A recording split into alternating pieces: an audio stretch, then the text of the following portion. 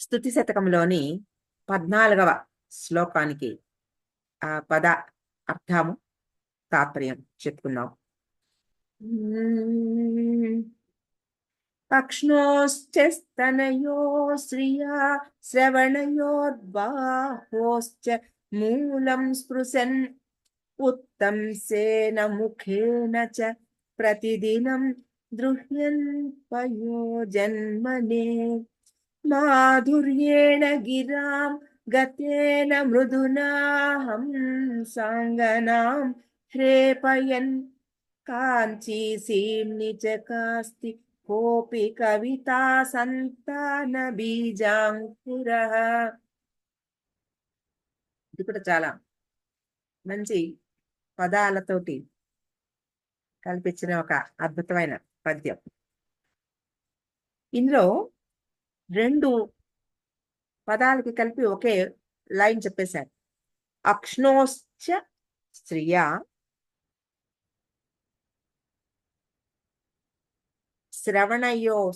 శ్రవణయోః మూలం స్పృశన్. అక్ష్ణోశ్చ స్త్రియా శ్రవణయోః మూలం స్పృశన్ స్తనయోః శ్రియా బాహ్వోశ్చ మూలం స్పృశన్ అనే దాన్ని రెండిటిని కలిపి ఒకటే అక్ష్ణోశ్చ స్తనయోః శ్రియా శ్రవణయోర్ బాహోశ్చ మూలం స్పృశన్ అని. అంటే ఎక్కువ పదాల లైన్లు ఎక్కువ పెట్టకుండా అదే పొయిటిక్ వే అన్నమాట. అది అక్ష్ణోశ్చ, అక్ష్ణోహో అంటే కన్నుల యొక్క, శ్రియా శోభతో కాంతి చేత, శ్రవణయోహో చెవుల యొక్క, మూలం స్పృశన్ మూలమును తాకుచు. అంటే ఈ కన్నులు ఎంత విశాలంగా ఉన్నాయంటే వాటి కాంతి ఎంత ఉందంటే చెవుల దాకా వ్యాపించి ఉందన్నమాట. ఆకర్ణాంత దీర్ఘనయనాహ అంటారు. అటువంటి పెద్ద కళ్ళు, విశాలమైన కళ్ళు. స్తనయోహచ స్తనముల యొక్క, శ్రియా సొగసుతోనూ కాంతితోనూ, బాహ్వోహు చ భుజముల యొక్కయు, మూలం అంటే బాహుమూలము ఆంపిట్స్ దాకా అన్నమాట. స్పృశన్ తాకుచు. తర్వాత ఉత్తంసేన అంటే అంటే శిరోభూషణం అన్నమాట. అంటే కిరీటం, శిరో అలంకారం చేత. అంటే శిరో అలంకారం ఏమిటి? చంద్రుడు.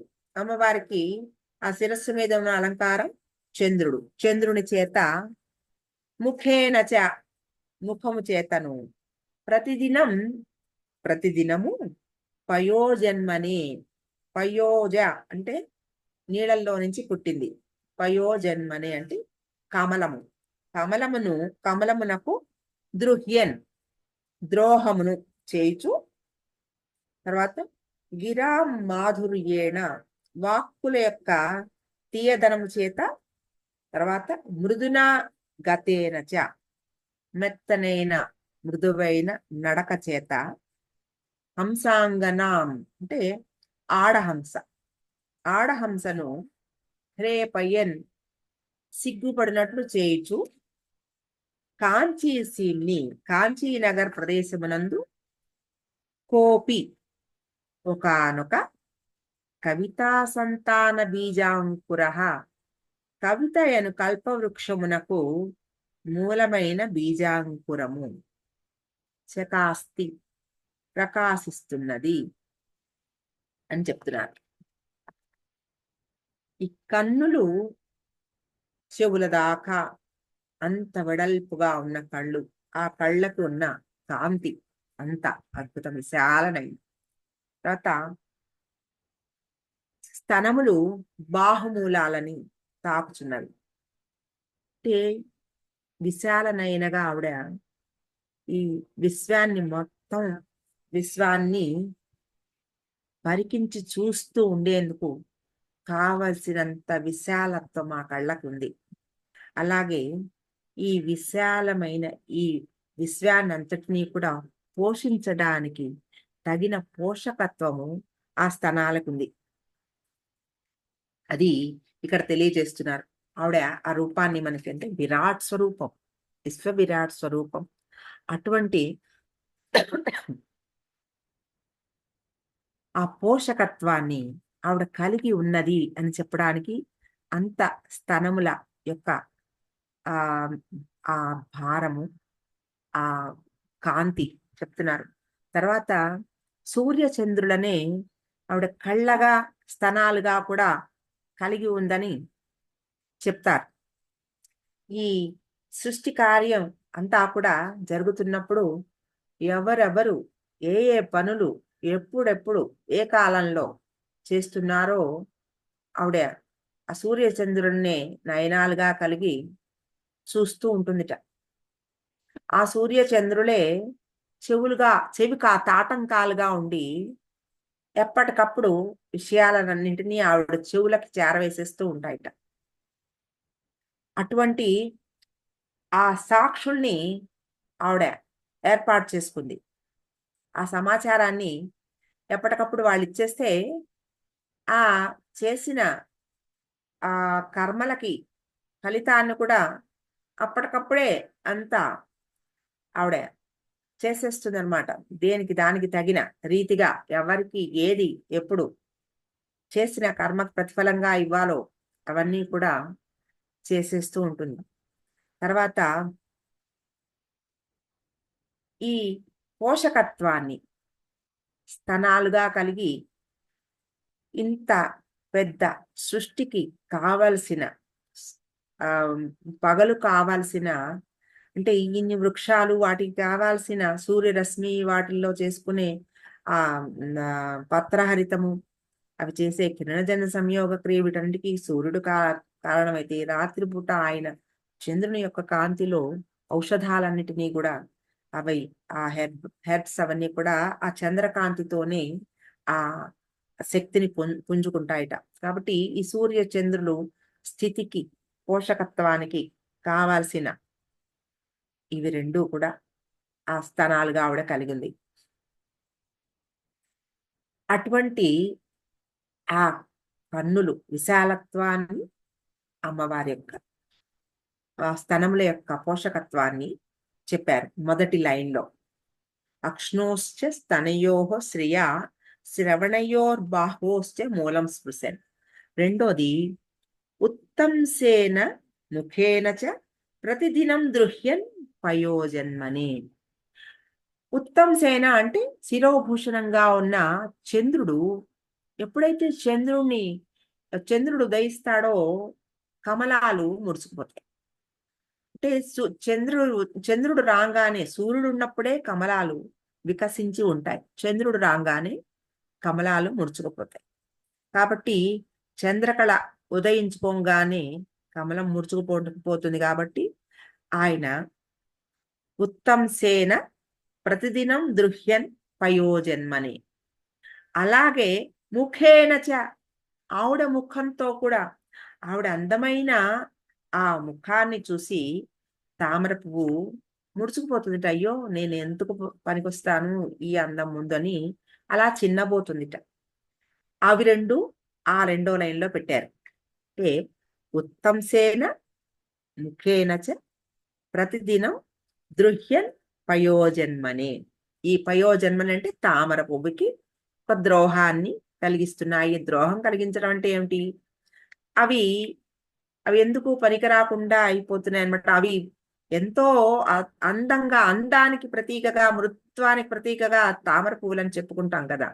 అటువంటి అందమైన ఆ పువ్వులే అమ్మవారి ముఖము, ఆ అమ్మవారి శిరోలంకారంగా ఉన్న చంద్రుని వలన అవి రెండు ఆ తామర పువ్వు ముడుచుకుపోతోంది. అంటే కమలానికి ద్రోహం ఓనర్స్తున్నాయి అవి రెండు అని. తర్వాత ఏదో ఒకటి అయితేనే కమలానికి తిరస్కార భావం. ఇంకా రెండూ కలిసి ఒకేసారి ఉన్నప్పుడు ఇంకా అది రెండూ ఒకేసారి, రెండు శత్రువులు ఒకేసారి మీదకి పడితే ఇంకా దానివల్ల ఏమవుతుంది? కాబట్టి అసలు ఎందుకు పనికిరాదన్న అని అర్థం అనమాట. తల వంచుకొనక తప్పదు. ఆ తామర పువ్వు తల వంచుకోక తప్పదు. ఇంకా ఇలా ఉంది అయిపోవాల్సి అంటే వదిలిపోవడం అనమాట. అది అనమాట. తర్వాత మూడవ పాదంలో మాధుర్యేణ గిరాం గతేన మృదున.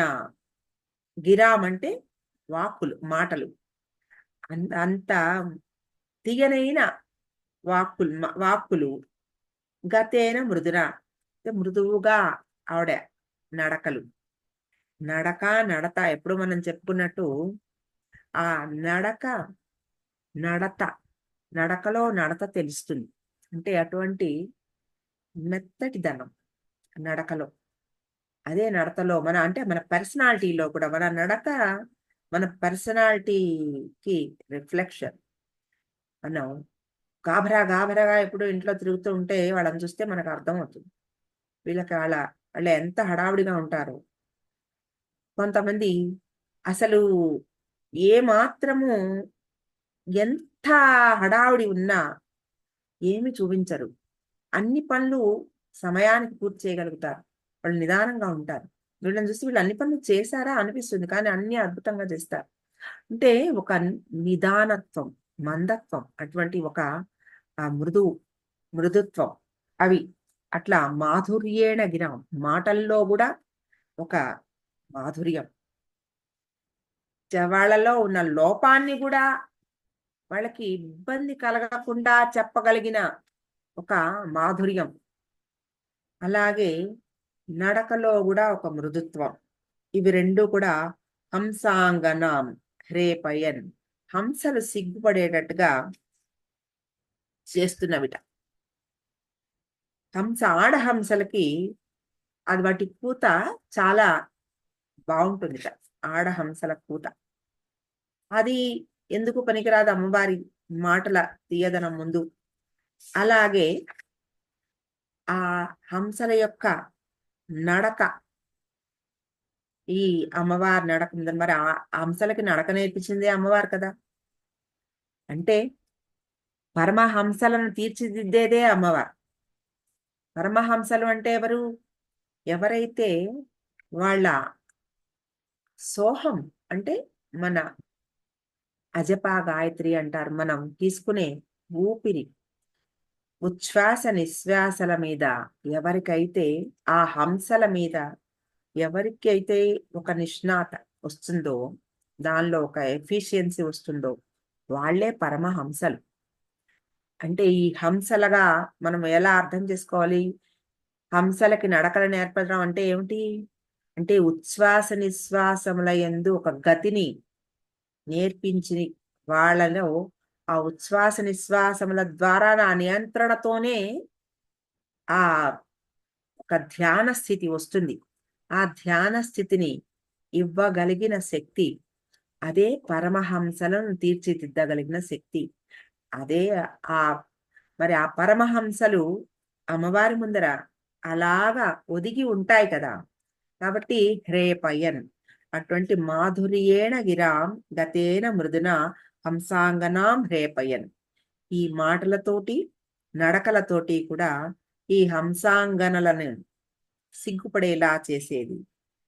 అటువంటి ఒక అందమైన దివ్యమైన ఒక శక్తి చకాస్తి కాంచీసీన్ని కోపి ఒకానొక ఇది అని చెప్పలేని ఒక అద్భుతమైన ఒక దివ్య శక్తి ఆవిడ. కవితా సంతాన బీజాంకుర. ఈ కవితా సంతాన బీజాంకుర అనే మాటకి అంటే ఆవిడే నాలో ఈ కవిత్వాన్ని నాకు పొందేలా అనుగ్రహించింది. ఈ బీజాంకురాన్ని ప్రసాదించింది, నాలో మొలక వేసింది ఒకటి. అదైతే ఆవిడే ఒక అందమైన ఈ పద్యం ఏదుందో ఆవిడే అది. Herself is that poetry. అంటే ఆవిడే ఇదంతా అని చెప్తారు. ఈ నాలో ఈ శక్తి ఏదొచ్చిందో, ఈ కవిత శక్తి ఏదుందో, ఇదంతా కూడా ఆవిడే. ఆ చకాస్తి అది వెలుగుతోంది. ఆ సంతాన బీజాంకురం ఏదుందో నాలో నుంచి ఒలుగుతోందో వస్తోందో ఆ వెలుగే ఇది అని చెప్తున్నారు. మామూలుగా 5 రకాల ఆ కల్ప వృక్షాలు ఉన్నాయట. కల్పక వృక్షాలు ఏంటి? మందార, పారిజాత, సంతాన, కల్పవృక్ష, హరిచందనం. ఒక్కొక్క చెట్టుకి ఒక్కొక్క వృక్షానికి ఒక్కొక్క కోరికను తీర్చే ఒక శక్తి ఉంటుందిట. మందారము, తర్వాత పారిజాతమేమో పువ్వులకి ప్రసిద్ధిట. తర్వాత సంతాన వృక్షము కవితా శక్తిని ప్రసాదిస్తుందిట. అలాగా కల్ప వృక్షమేమో ఏ కోరికనైనా తీరుస్తుందిట.